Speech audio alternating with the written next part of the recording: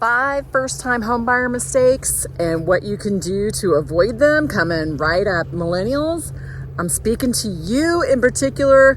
Be sure you stay tuned.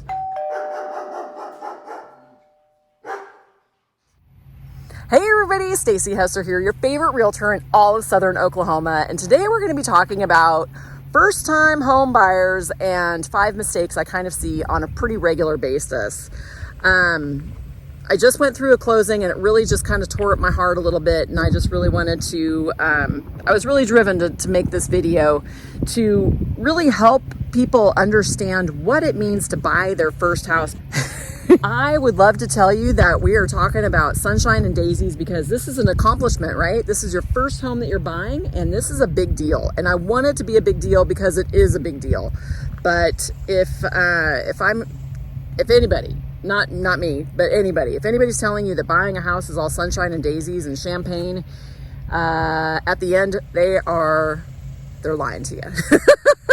I'm really sorry to tell you that, but man, they are lying to you. So what are some things that we can do to help you understand what the process is and help you be educated so that you can be better prepared for the circumstances that you may be facing? So first up, I really want you to have a good understanding of what it is that you're going to be shopping for.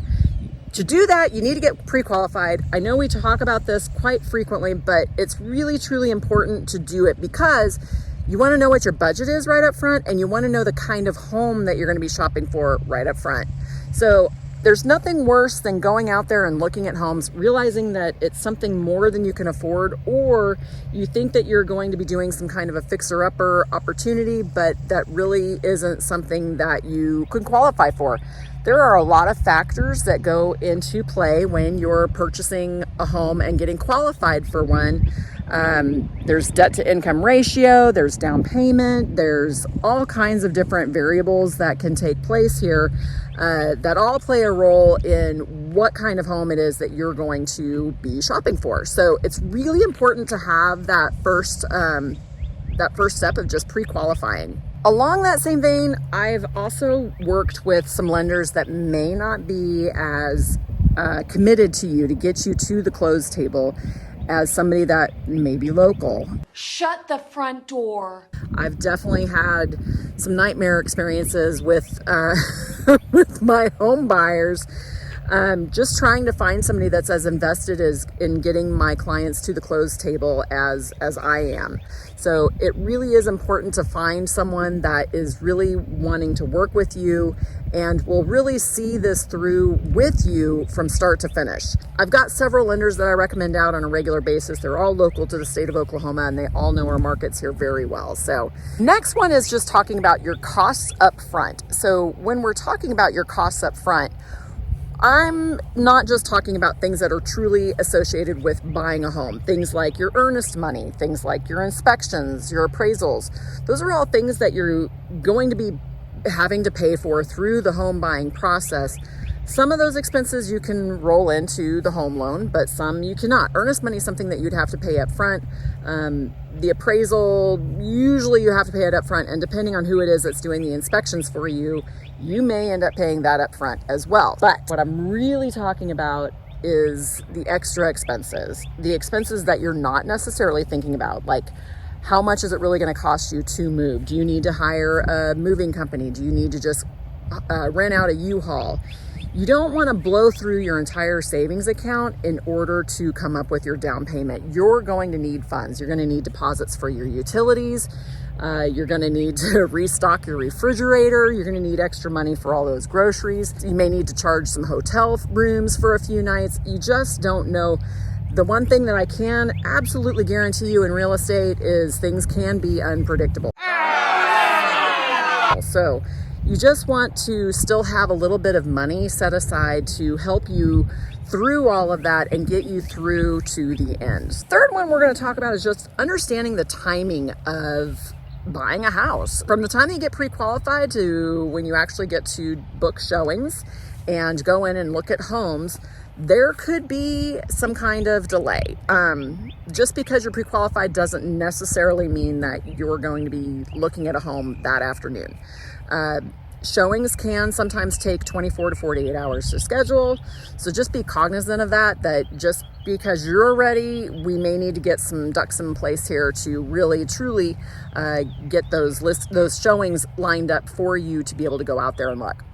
In addition to that, closing. So the actual closing can take anywhere from 30 to 45 days, even longer if you may be getting involved in some new construction. This next one, this one's number 4, and it's not really something that you may think about, but I sure do. We're gonna have a quick conversation about how I get paid.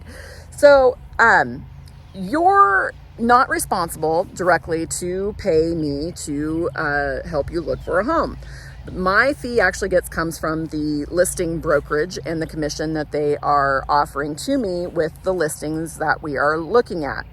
So what this means is that I don't get paid until anybody else gets paid. So until you actually finalize the purchase of the home, everything that I'm doing for you is money out of my pocket. Why am I talking about this? Because it doesn't really impact you, but it kind of does. All of the driving, all of the searching, all of the time to book showings, to book inspections, all of those things are done basically knowing, or hoping I should say, that there's going to be basically a payday at the end of all of this. In an age of wanting to celebrate many things, and this seems like such a moment for you to celebrate and for you to rejoice and be happy and holy cow, I've made it, I am now a homeowner. I want you to understand something. Buying a house ranks third most stressful event in one's life behind death and divorce. Buying a house.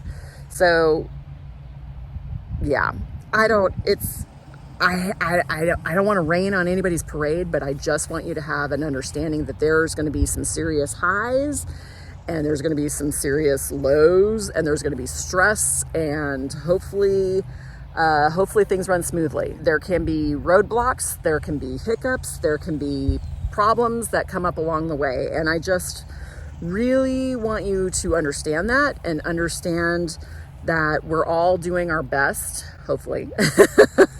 There's a lot of timing involved in all of this. There's a lot of different agencies that are involved in getting you to the close table. And I just really want you to be aware of that and have an understanding of that.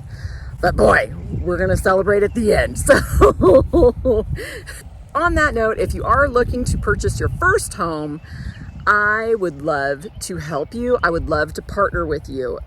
Like I said, I've got a great team of people behind me that helps me through this and really wants to help you achieve your goals of being a first-time homeowner. So that's all I've got for you today.